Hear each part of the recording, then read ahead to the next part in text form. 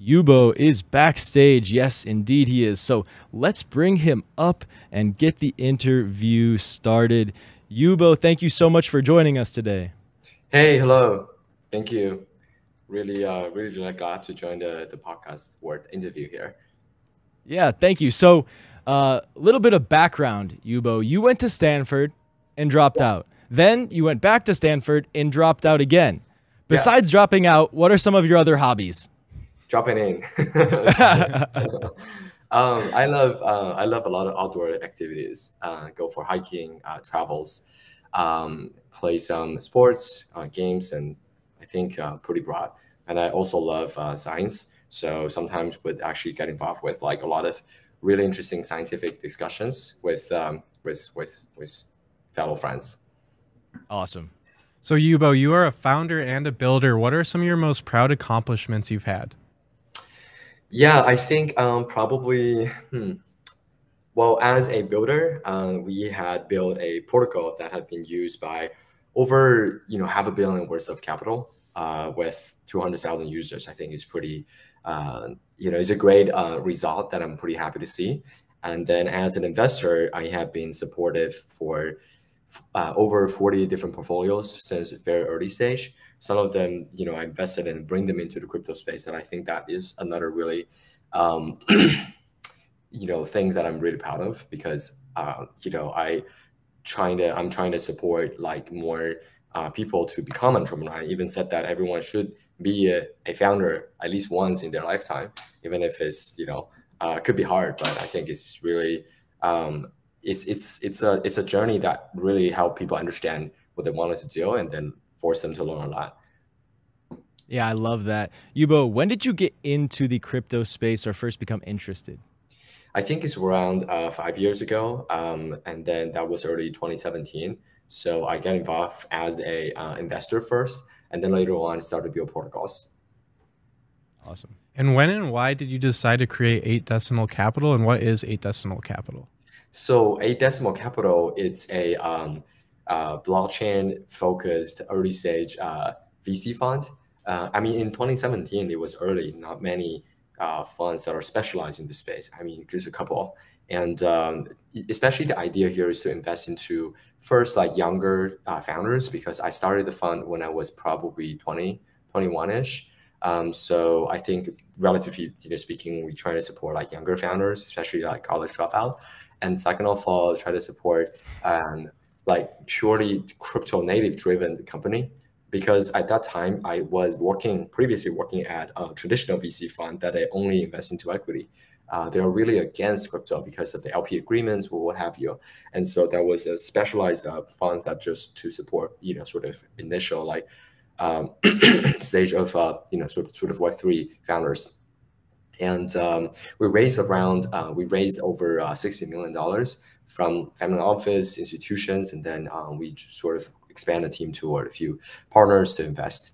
So yeah, I think the reason we started with that is because, well, I think it's technically because I was working in the VC space and also, started another fund with a couple partners before. So I'm kind of directly familiar with the space, and then, it's super obvious to launch. And before that, I was a founder to launch a fintech education-based company out of China. And then that was pretty much at the end of the high school time. So I have some background into fintech and understand a bit about crypto before full-time jumping into crypto. Yubo, starting a huge VC fund at such a young age, were there people out there that doubted you or questioned you? And how did you deal with this? Yeah, many people doubted. Well, I'm very familiar with this. So the strategy that I choose is that I have less in-person meeting, but I have a lot of online meetings, especially like just call, because when I call them, they wouldn't know how old I am, Hmm. and they listen. They sounds like someone that is older, so that they can trust. It was tough, actually. It's really tough. Let me share a story. So Please the do. I think when I was 18, when I first started a company called Alisimba, and we tried to build a hardware solution for parents and children to help them learn financial habits. and we need to build it, right? So we talk to manufacturers in Shenzhen, um, and and then I use that strategy. Basically, I call them. I would use phone call to call them, and then they think that this is a great deal because we want to manufacture over 10,000 units. And then they said that, hey, you actually got to meet us in person. So I meet in person with them, and I opened the door and saw their the owners of the manufacturer shop. And then he called me, when is your father gonna arrive? I said, no, it's me. They're like, what? So yeah, it's fun, but um, they'll actually tell me that try it, and then until people realize that, okay, it's fun to do business with like younger generation, and they accept that, I think so. Super motivational. And did you close that deal? Yes. So it's Love funny it. because I did close the deal, and I spent a lot of time to drink tea with them because that's a pretty big culture, and then also like play some golf and just get involved with their activities. And I think yeah, they understand. So and also we're clients, right? We're paying them to do stuff, and I feel like yeah, it's not that hard, but it's harder when you sell something to people. So Right. Money yeah. talks. So since then, you've been working on Parallel. What is that? Mhm. Yes. Since 2021, so 10 months to ago ish, 10, 11 months ago.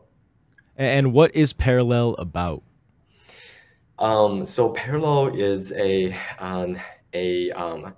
DeFi platform, and we build multiple protocols. So unlike Compound, Aave, or kind of individual-based DeFi protocols, we actually build a whole suite of interconnected and composable DeFi protocols. So that involve with the basic money markets, with liquid staking protocol, trading, and a few other mechanisms, so that the capital efficiency is super high because your capital are used through both lending, staking, and a few other stuff. So the yield is pretty high.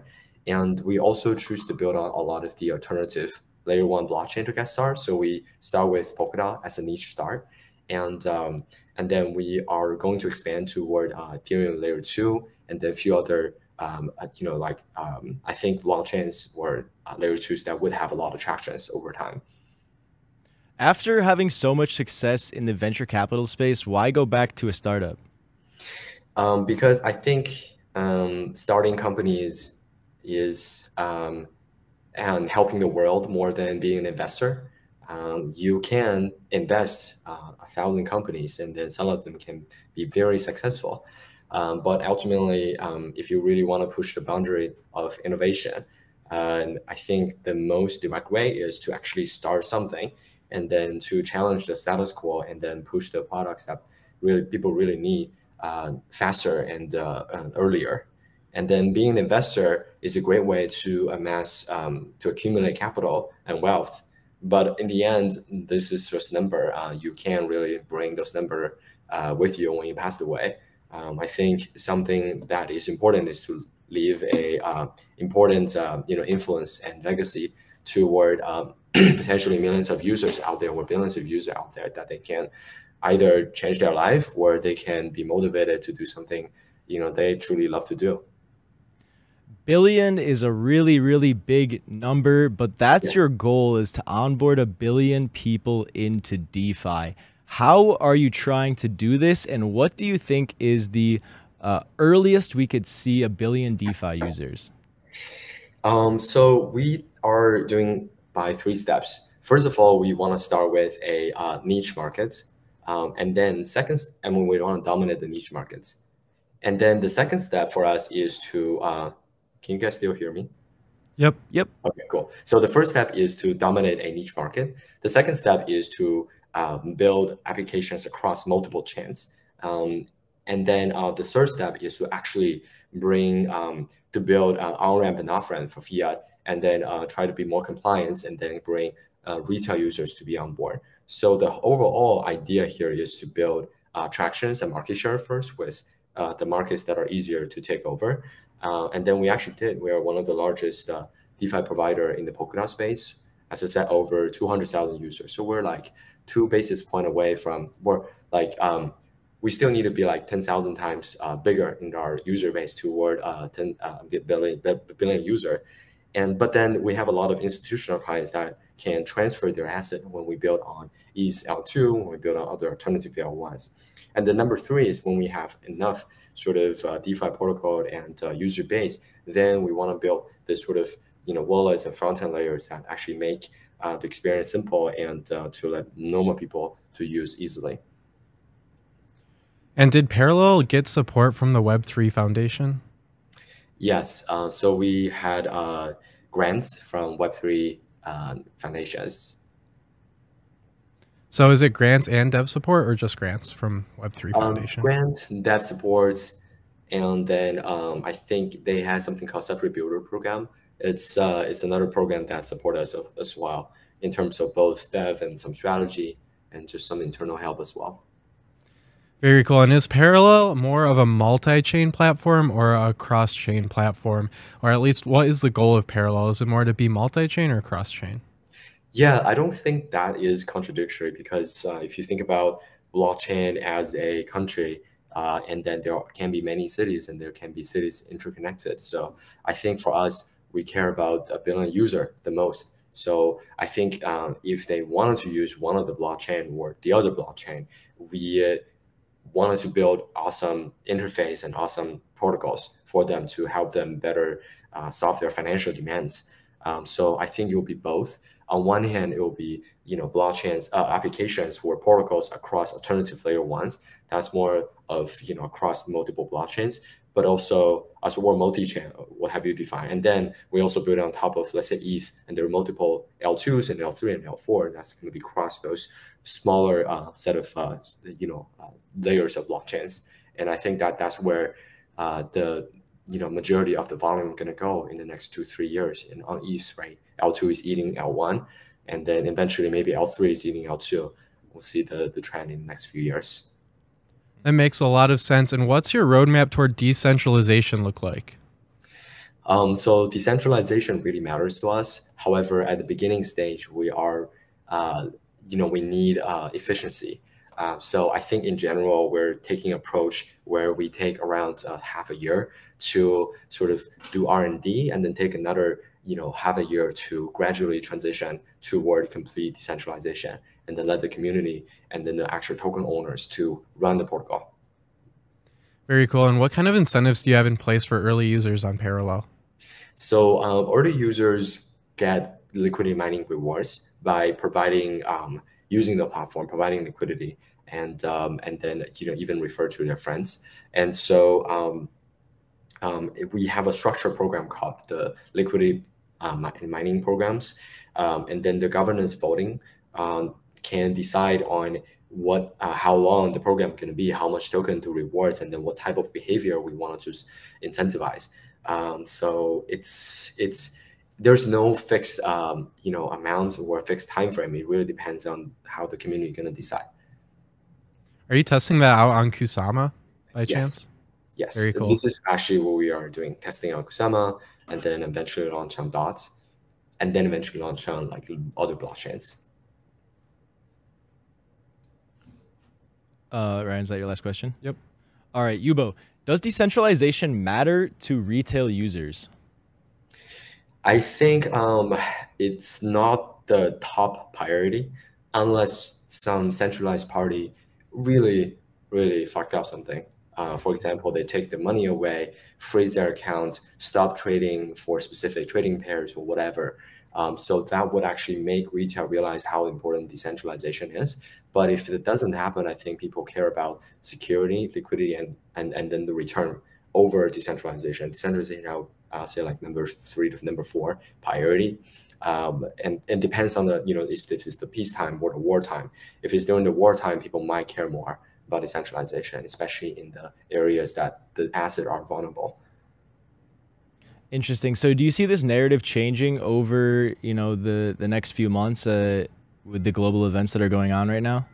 Yes, it will. So we are seeing this sort of bipolar, lizations of the global conflicts between the Western versus Russia plus maybe China, maybe other countries, and so the conflict is actually accelerating, and we're seeing we see that as actually a event that triggers more people realize that, first of all, decentralization actually matters. And second of all, the cryptocurrency and DeFi can be a perfect parallel financial system that people can use, while the nuclear sort of the nuclear bomb for finance is actually happening. So Russian has been kicked out by the SWIFT system, and which actually means that the I think some group of people would actually require this mechanism, or like decentralized finance mechanism.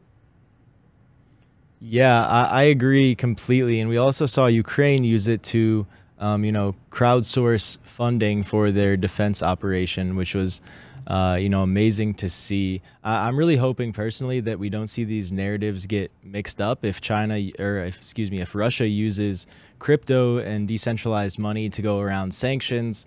It could be not the best narrative or That's thing to not have the best your name. scenario for sure. Exactly, exactly. But nobody will pay attention to the fact that Ukraine is, raising tens of millions of dollars using it instead.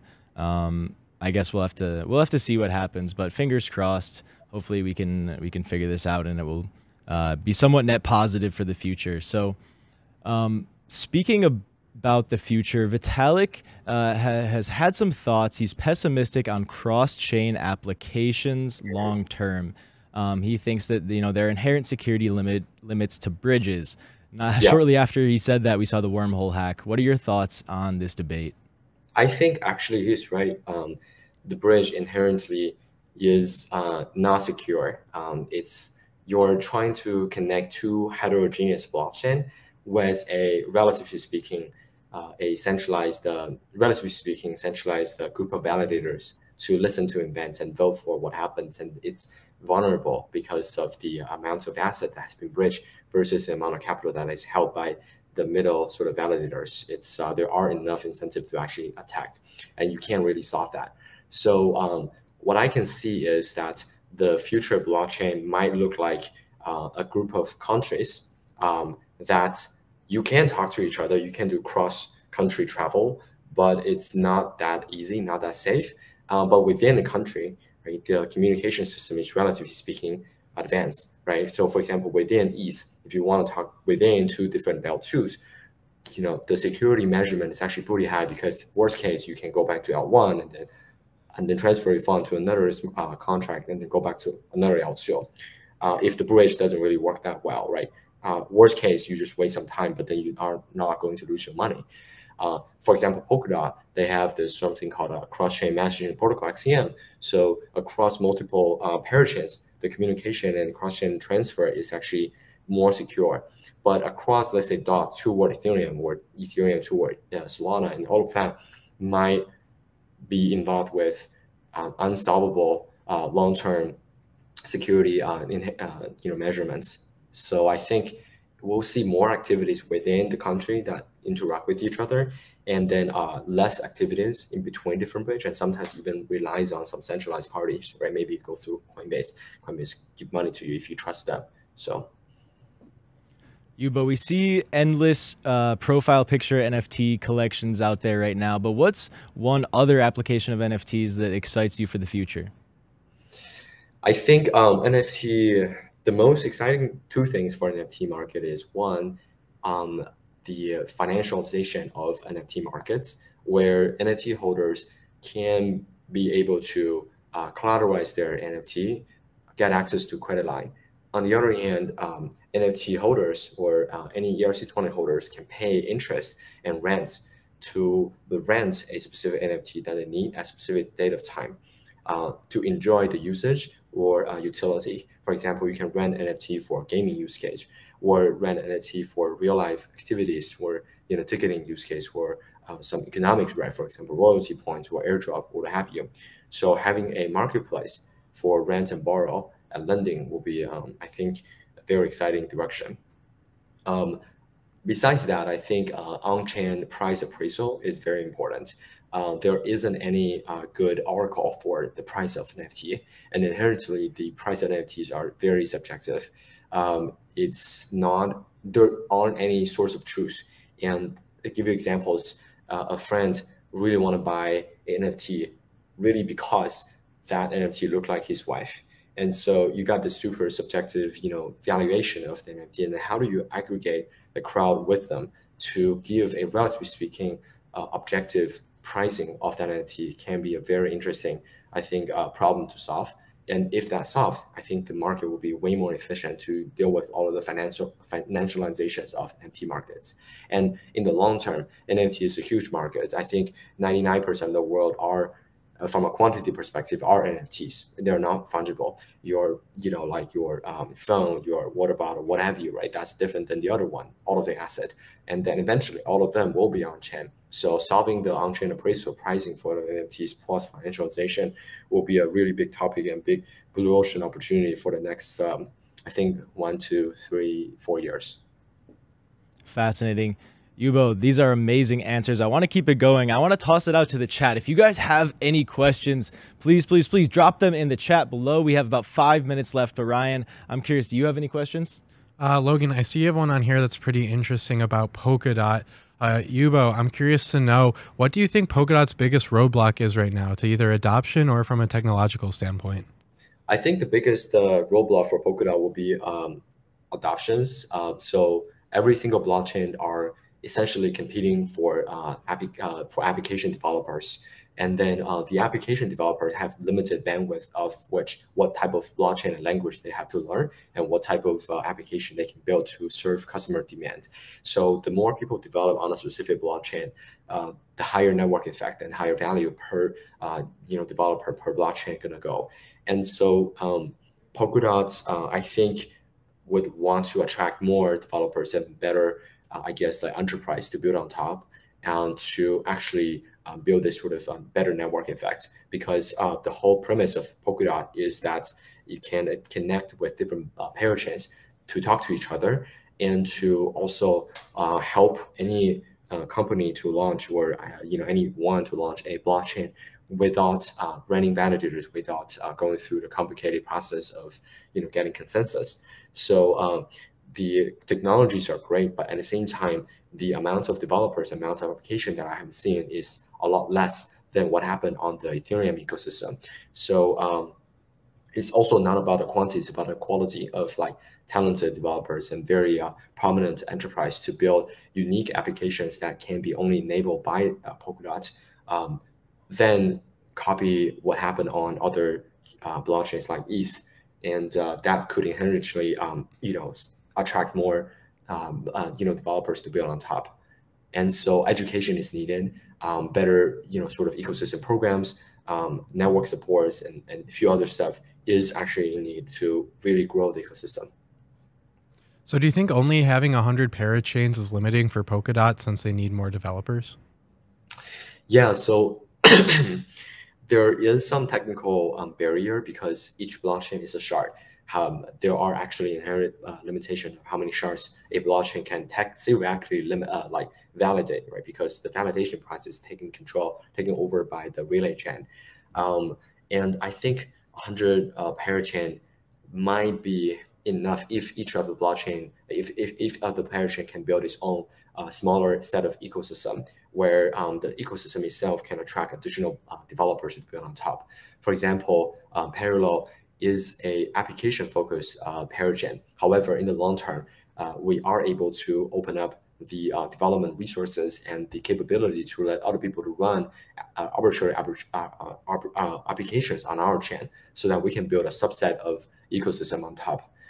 So I think with that being said, 100 parachains should be enough if the quality of those parachains are high. If you just sort of copy a bunch of like what have you on the other chains, then I think it's not gonna really provide additional value or externalities toward other parachains. Awesome, Yubo. This has been absolutely incredible. Thank you so much. To everybody out there who is curious about Parallel and the things you're working on, I've dropped the links to all of that in the chat. But Yubo, if you could briefly say, why should somebody go check out Parallel? What would you say to that? I think because Parallel is trying to bring DeFi and Web3 to 1 billion people. and you might be that billion people to use our products. So check it out, or maybe join us. Awesome. I know you're hiring as well. So all of that can be found in the chat below. I wish we had more time, but we have about 30 seconds left. We'll get to this one chat question. What blockchain do you believe has the most usability and scalability? The most usability and scalability. I think I like, honestly, I like all of the blockchains. And I would say that take a look at a lot of the layer 2s. It has similar usability as Ethereum layer 1. You can share the similar tool base, but at the same time, it's super scalable. I would say a lot of the L2s are, relatively speaking, centralized. The sequencers are run by a party, but in the long term, they will be decentralized. So if you trade off the centralization, decentralization to optimize for usability and scalability, I would say L2 can be a really good choice. Beautiful. So much to unpack and think about. We'd love to have you back on again, but that's all we have time for today. So thank you so much. Great talking to you. Yeah, thank you. Have a good one. Bye. Thank you. Wow, Ryan, that was incredible. One of the best interviews we've had in a long, long time. I'm going to have to go back and watch it right away. Is there anything you want to mention or say, closing thoughts on this Mutant Monday afternoon? Nah, I think we covered everything, Logan. That was a super exciting interview, and he likes college dropouts, so I'm looking at you. Yeah, I already DM'd him. I said, let's stay in touch. I'm a young dropout with a couple businesses. But yeah, thank you everybody who tuned in today. Loved the jokes in the comments earlier and the support for the project at the end. Great episode. Love you all, Zinger Nation. That is all we have time for. So stay tuned for pre-market prep. At the close, you'll be redirected automatically. So don't touch anything except for the like button. If you haven't hit the like button yet, what are you waiting for? Do it right now. Do it well. Do it right before it's redirecting. I'll give you 3 seconds. 3, smash the like button. 2, smash the like button. 1, see you guys later.